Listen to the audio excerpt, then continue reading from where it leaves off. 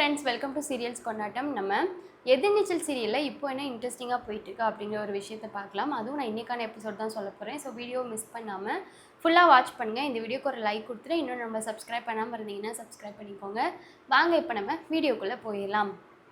நம்ம இன்றைக்கி என்ன எபிசோடில் போச்சு அப்படின்னு பார்த்தீங்கன்னா, ஜனனி வந்து இப்போது போன எபிசோடில் பார்த்துருப்பீங்க. ஜனனிக்கு ஒரு மாதிரி வந்துடுச்சு. உடனே ஒரு மாதிரி வந்ததுக்கப்புறம் நான் கூட சரி மயக்கப்பட்டு விழுவாங்க போல், ஹாஸ்பிட்டல் போவாங்க போல் அப்படி இப்படின்னு நினச்சேன். பட் அது நடக்கவே இல்லை. நம்ம சக்தியோட அம்மா வந்து ஜனனியை வீட்டுக்குள்ளே கூட்டிகிட்டு போயிட்டாங்க. கூட்டிகிட்டு போயிட்டு ஜனனியை பார்த்துட்டு இருந்தாங்க. அப்போ தான் வந்து நந்தினியும் ரேணுகாவையும் ஞானம் வந்து ரேணுகா கிட்ட சொல்கிறாங்க, ரேணுகா, என்னம்மா தேவையில்லாமல் கீழெல்லாம் இறங்கி வாரா அந்த ஜனனி, இவளும் இந்த கிளடியும் கூட்டிகிட்டு வருது அப்படிங்கிற மாதிரி சொல்கிறாங்க. உடனே ரேணுகா, என்னட்ட என்ன கேட்குறிய, எனக்கு என்ன தெரியும், என்கிட்ட கேட்டு என்ன புண்ணியம் அப்படிங்கிற மாதிரி ரேணுகா சொல்லிடுறாங்க. உடனே நம்ம ஞானம் இருக்காங்க இல்லையா, அவங்க சொன்னதை கேட்ட நம்ம சக்தியோட அம்மா வீட்டுக்குள்ளே இருந்து, எதுக்கு இப்போ என்ன இழுக்கிறிய, உங்கள் வம்பு தும்புக்கு நான் வாரேனா, எதுக்கு இப்போ ஏன் பேச்சு ஓடிக்கிட்டு இருக்கு, எதுக்காக என்ன தேவையில்லாமல் நீங்கள் இழுத்துக்கிட்டு இருக்கீங்க அப்படிங்கிற மாதிரி அவங்க கேட்குறாங்க. கேட்டோடனே வந்து ஞானத்துக்கு சரி என்னடா இப்படி இதாகுதே அப்படி சொல்லிட்டு அப்புறம் சண்டை கிளம்புதுங்க வீட்டில்.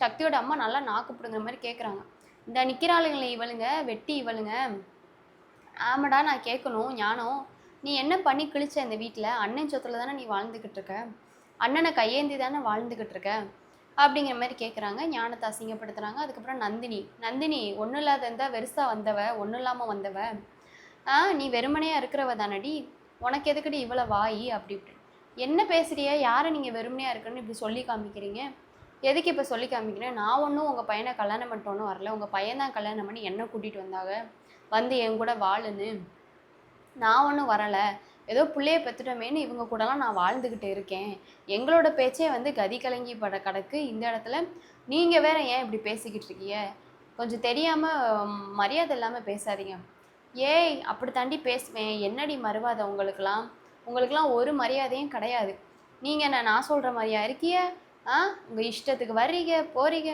அந்த பக்கம் நிற்கிறிய இந்த பக்கம் நிற்கிறிய, எல்லா பக்கம் மாறி மாறி நிற்கிற உங்களுக்கு நான் எல்லாம் பண்ணணுமாடி, நீ சொன்னாலும் சொல்லட்டா வெறுசாக வந்தவ தாண்டி அப்படி. உடனே கதிருக்கு கோவம் வந்துச்சு. அவங்க பொண்டாட்டியை சொல்லுவோம், அம்மா என்ன பேசிட்டு இருக்க, அவளை பேசுறது இல்லாமல் அவள் குடும்பத்தை பேசிட்டு ஏன் என் பொண்டாட்டி ஒன்றும் இல்லாதவன்னு சொல்லிட்டு நீ கேவலப்படுத்துகிற, நீ இப்படிலாம் கேவலப்படுத்தாத அப்படின்னு சொல்லிட்டு கதிருக்கு உடனே கோவம் வந்து அவங்க பேசுகிறாங்க. அதோட ஓ சரி சரி சரி அப்படியே ஞானத்தை வந்து இவங்க சக்தியோட அம்மா கேட்குறாங்க, நீ வந்து வெறுங்கிட்ட பையன் தானே, அண்ணன் சொத்தை தானே வாங்கி தின்னுக்கிட்டு இருக்கீங்க ரெண்டு பேரும், சொந்த காலையா உழைச்சி தின்னுக்கிட்டு இருக்கீங்க நீங்கள் ரெண்டு பேரும் அப்படிங்கிற மாதிரிலாம் கேட்கவும் உடனே ரேணுகாவுக்கு வந்துச்சு, யார் அப்படி பேசிக்கிட்டு இருக்கிய, அண்ணன் சொத்தை ஒன்றும் சும்மா உட்காந்து திங்கலை, அவர் எடுபடி வேலைலாம் ஏவுறதை இவர் பார்த்துக்கிட்டு தான் இருக்காரு, பார்த்தனால தான் அவர் சொத்தை வாங்கி தின்னுக்கிட்டு இருக்கார் தவிர இவர் ஒன்றும் வெட்டியாக சும்மா உட்காந்துட்டு திங்கலை, அவர் சொல்கிற வேலையெல்லாம் அவர் பார்க்குறாருல்ல, அவருக்கு தானே வேலை பார்க்குறாரு, பின்ன எதுக்காக நீங்கள் இப்படி பேசிகிட்டே அப்படி, அடியாத்தி ஓ அப்போ இங்கே தொட்டால் அங்கே வலிக்குது, அங்கே தொட்டால் இங்கே வலிக்குதோ, ஒன்று கூட்டிட்டீங்களா, ஒரு காலத்தில் அந்த சொல்லி இந்த சொல்லுன்னு சொன்னவளுக்கு தானடி நீங்கள் உங்கள் புருஷனை, இப்போ என்னடி சம்மந்தமே இல்லாமல் ஒன்று கூட்டுறீங்க அப்படின்னு. இங்கே பாருங்கள், பொண்டாடி புருஷங்களுக்குள்ள 1000 இருக்கும், 1000 பிரச்சனை இருக்கும், அதெல்லாம் வேறு விஷயம், நீங்கள் எதுக்காக இப்படி எங்களை நீங்கள் அசிங்கப்படுத்தி பேசிக்கிட்டு இருக்கீங்க அப்படி, அப்படி தாண்டி பேசுவேன், என்னடி நீங்கள் பண்ணுவீங்க அப்படின்னு சொல்லி கேட்டோடனே உடனே ஜனனி வந்து வெளியே வந்துடுறாங்க. ஜனனி விழுந்துட்டு, ஐயோ விடுங்க, என்னால் யாரும் சண்டை போட வேண்டாம் அத்தை, விடுங்க அத்தை அப்படின்னு. உடனே நந்தினி சொல்கிறாங்க, ஏண்டி இவ்வளோ நேரம் என்னை இவங்க அசிங்கப்படுத்தினாங்க, அப்போல்லாம் நீ வெளியே வரலை, இப்போ நான் பேசினோடனே மட்டும் நீ வெளியே வந்துட்டியா அப்படின்னு கேட்குறாங்க. ஜனனிக்கும் என்ன பேசுன்னு தெரியல, என்னடா நீங்கள் போட்ட சண்டைக்கு நானாடா காரணமாக முடியும், என்ன ஏன்டா தேவையில்லாமல் இழுக்கிறீங்க அப்படிங்கிற மாதிரி. இவங்க வந்து ஹாஸ்பிட்டலுக்கு கிளம்பி போகிறக்கா ரெடியாகி வராங்க. உடனே வந்து எங்கே போகிறீங்க அப்படிங்கிற மாதிரி அடுத்த நாள் ஆயிடுச்சு, கிளம்பி வராங்க. கரிகாலன் கேட்குறாங்க, எங்கே போகிறீங்க, இந்த வீட்டில் யாரும் கேட்க முடியாது, நான் தான் கேட்குறேன் அப்படின்னு. இவங்க எந்த பதிலுமே சொல்லலை. அதோட சக்தியோட அம்மா, என் வாயை கலராதடா கரிகாலா, நாங்கள் எங்கே போனால் உனக்கு என்ன பிரச்சனை, நாங்கள் போனால் மட்டும் எங்களை ஆர்த்தி எடுத்து அனுப்பி வைக்க போறியே, நீங்கள் குடும்பமாக சேர்ந்து கரிச்சு கொட்டை தானே போறியே, உங்ககிட்டலாம் எதுவும் சொல்லணும்னு அவசியம் இல்லை, நாங்கள் ஒரு நல்ல காரியத்துக்காக தான் போகிறோம் அப்படிங்கிற மாதிரி மட்டும் சத்தியமாக ஒரு இன்ஃபர்மேஷன் கொடுத்துட்டு போகிறாங்க. உடனே ஜனனி தர்ஷினியை பார்த்துட்டு போயிடலாம் அப்படின்னு சொல்லிட்டு தர்ஷினியை பார்க்குறக்கா டக்குன்னு போகும்போது, ஈஸ்வரி எங்கே போகிற, அப்போலாம் நீ ஒன்றும் பார்க்க வேண்டாம், என் புள்ள விஷயத்தில் நீ தயவு செஞ்சு தலையிடாத, என் பிள்ளைய இனிமேல் நீ இழுத்து விடாத சொல்லிட்டேன். இனிமேல் நீ தர்ஷினியை பார்க்கணுன்னு துளி கூட நினச்சிடாத, நானும் தர்ஷினியை பார்க்க விடவே மாட்டேன் அப்படிங்கிற மாதிரி ஈஸ்வரி சொன்னதுக்கப்புறமா உடனே அப்புறம் மொத்த பேரும் ஹாஸ்பிட்டலுக்கு போகிறாங்க. ஹாஸ்பிட்டலுக்கு போனால் அங்கே டாக்டர் வந்து கேட்குறாங்க, என்ன குழந்தை வேண்டான்னு வந்திருக்கியா ஜனனி அப்படின்னு. அதோட சக்தியோட அம்மாவுக்கு தூக்கி வாரி போட்டுச்சு. என்ன டாக்டர் இப்படி திடீர்னு கேட்குறீங்க குழந்தை வேண்டான்னு அப்படி. உடனே ஜனனி, இல்லை டாக்டர் அப்படியெல்லாம் எதுவும் இல்லை அப்படி. அப்போது அப்புறம் எதுக்காக வந்திருக்க, அப்போ குழந்தை வேணும்னு வந்திருக்கே அப்படி. டாக்டர், ஒரு காலத்தில் நான் குழந்தை வேண்டான்னு யோசித்தேன் தான். ஏன்னா இந்த சமுதாயத்தோட சூழ்நிலை அப்படி இருக்குது, இந்த சமுதாயத்தோட சுற்றுச்சூழல் அப்படி இருக்குது. அப்படிங்கிறப்போ இந்த சின்ன பிள்ளைய கூட கற்பழித்து கொலை பண்ணுறாங்க. இப்படி நிறைய பிரச்சனைகள் நடக்கும்போது குழந்தை வேணான்னு நான் இயல்பாக யோசித்தது தான்.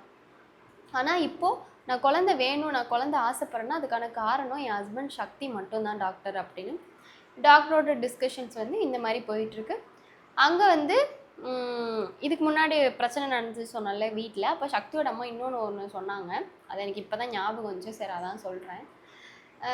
கேட்பார் பேச்சை கேட்டுட்டு நீங்கள் எல்லாரும் ஆடிக்கிட்டு இருக்கீங்க, புதுசாக வந்தவனை தலையில் தூக்கி வச்சுட்டு நீங்கள் எல்லாரும் ஆடிட்டு இருக்கீங்க, அவன் உங்கள் எல்லாருக்கும் பாடம் சொல்லி கொடுப்பான், அப்போ அந்த ஆப்பு உங்களுக்கு வரும், அப்போ உங்களுக்கு தெரியும் அப்படிங்கிற மாதிரி அவங்க சொல்கிறாங்க.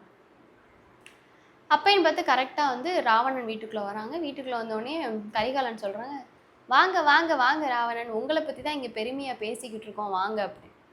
என்ன பேசிக்கிட்டு இருக்கே, என்ன பெருமையாக பேசிக்கிட்டு இருக்கே அப்படிங்கிற மாதிரி ராவணன் மாதிரி ஸ்மைல் பண்ணிகிட்டு இருக்காங்க. ஜனனி அப்போ தான் அவங்க ராவணனுக்கு முன்னாடியே இவங்க வந்துட்டு கிளம்புறாங்க. அதாவது ராவணனை பார்த்தாங்க வீட்டுக்குள்ளே வர்றதை.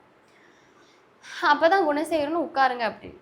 அப்போ தான் இந்தா வந்துட்டாகல்ல சீமை இல்லாதவங்க, தலையில் தூக்கி வச்சு இந்த ஆடுன்னு ஆடுவாங்க, உட்காருங்க, ராஜ மரியாதை.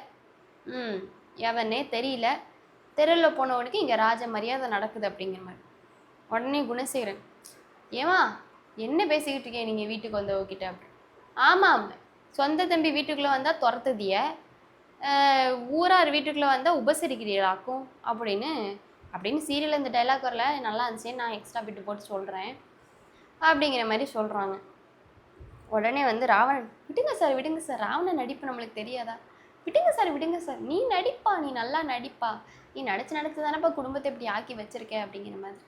ஸோ நெக்ஸ்ட் ஒரு எபிசோடில் என்ன நடக்குது ஏது நடக்குது அப்படிங்கிறத தொடர்ந்து நம்ம பார்க்கலாம். இந்த வீடியோ பிடிச்சிட்டா கண்டிப்பாக லைக் பண்ணிடுங்க, மறக்காமல் சப்ஸ்கிரைப் பண்ணி வச்சுக்கோங்க. அப்போ தான் நாங்கள் அப்புறம் அடுத்தடுத்த வீடியோஸ் வரும். எதிர்நீச்சல் மட்டும் இல்லை, எல்லா சீரியலுமே எங்களோட சேனலில் அப்டேட் பண்ணப்படும். 3 Mudichu, Ethirneechal, Annam, Kayal, all serials updates here. So மறக்காமல் சப்ஸ்கிரைப் பண்ணிக்கோங்க, எனக்காக ஒரு லைக்கை மறக்காமல் கொடுத்துருங்க. நெக்ஸ்ட் ஒரு வீடியோவில் பார்க்கலாம். டாட்டா.